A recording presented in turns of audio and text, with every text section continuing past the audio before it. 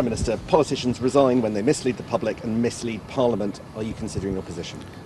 That I wasn't told that Peter Mandelson had failed security vetting when he's appointed is staggering. That I wasn't told that he'd failed security vetting when I was telling Parliament that due process had been followed is unforgivable. Not only was I not told, no minister was told. And I'm absolutely furious about that. What I intend to do is to go to Parliament on Monday to set out all the relevant facts in true transparency so Parliament has the full picture.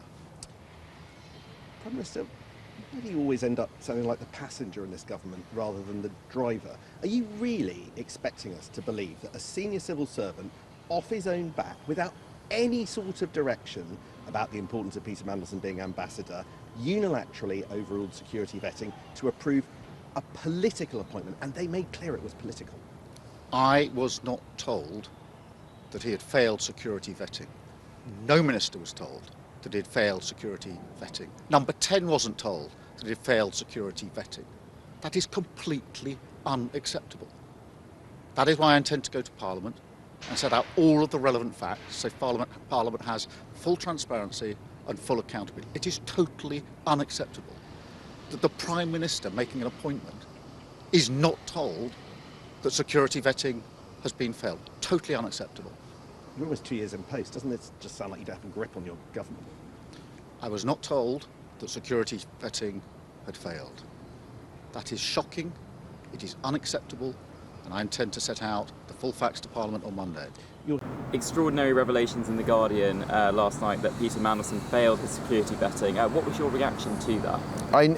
In a sense, no surprises, right? And I think anybody who has been following the news over the past few months would have been surprised if Peter Mandelson had passed his vetting.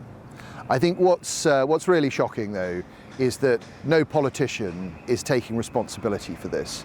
And so far in this scandal, we've seen the Prime Minister's Chief of Staff go, we've seen the Ambassador to Washington go, we've seen the Director of Comms go, we've seen the Cabinet Secretary go, and now we've seen the Senior Mandarin in the Foreign Office go. But it was the Prime Minister's responsibility. The Prime Minister decided to appoint Peter Mandelson.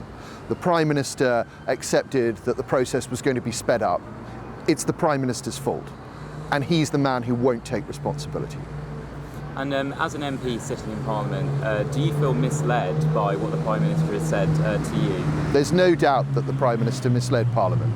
The Prime Minister told Kemi Badenoch in September, and I think again in February, that full due process was followed.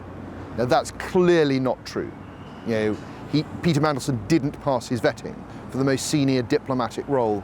And now, it might, some people say the Prime Minister didn't know. Well, we now know that the Prime Minister was at least told on Tuesday night.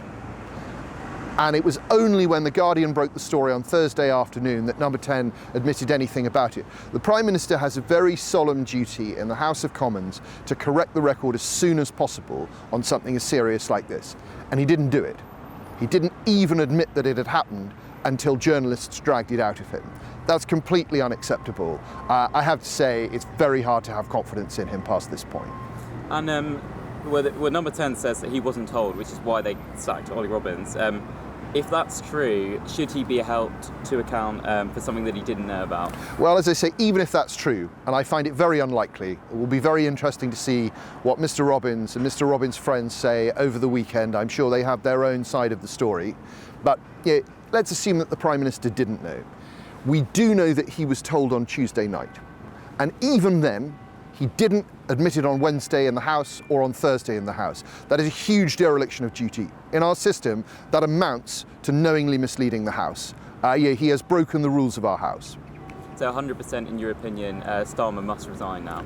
I don't see how his position is tenable. To be honest, I haven't seen how his position is tenable for several months.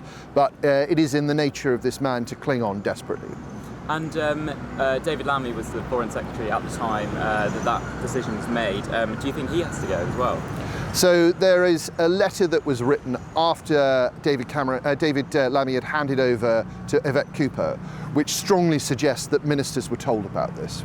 And I would hope and expect that Foreign Affairs Select Committee will have Mr Lammy in front of them as soon as possible.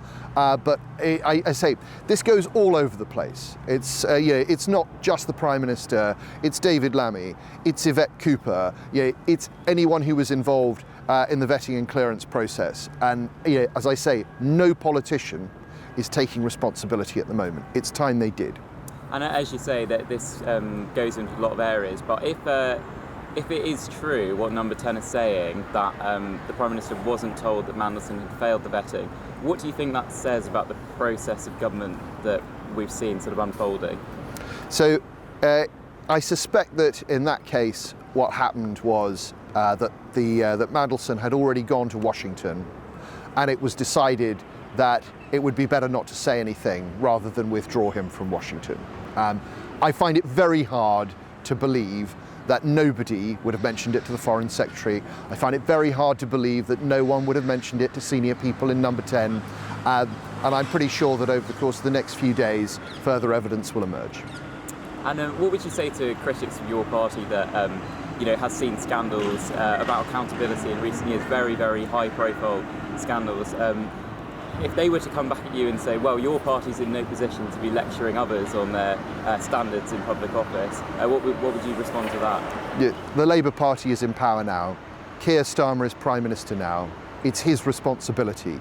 And to be honest, yes, we did have our problems, and the Labour Party and Keir Starmer lived through those, and they saw them. They knew exactly what was expected of them when they went into power, and they have failed. A lot of information is missing. I've been a minister and a Secretary of State. The comments which Keir Starmer would have put on the box notes, those are the cover notes where you explain what you want to happen, are missing. They have been removed. We need the full details of what the Prime Minister did. There's still a cover-up going on, but I am astonished that the Prime Minister can actually look himself in the mirror right now. It is very clear that he told lie after lie after lie about the appointment of Peter Mandelson. He wanted to make this all about Peter Mandelson. This is about his judgments. He has been dishonest with Parliament and with the country, and Labour MPs, in good conscience, should be looking at whether or not this man should be leading our country. And just quick. Are you next to be arrested, Mr. Mandelson? Do you deceive the Prime Minister, Mr. Mandelson?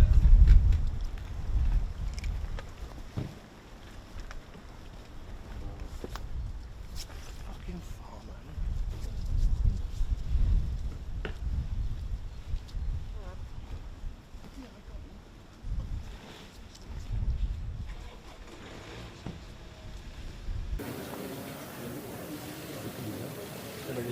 Merci beaucoup.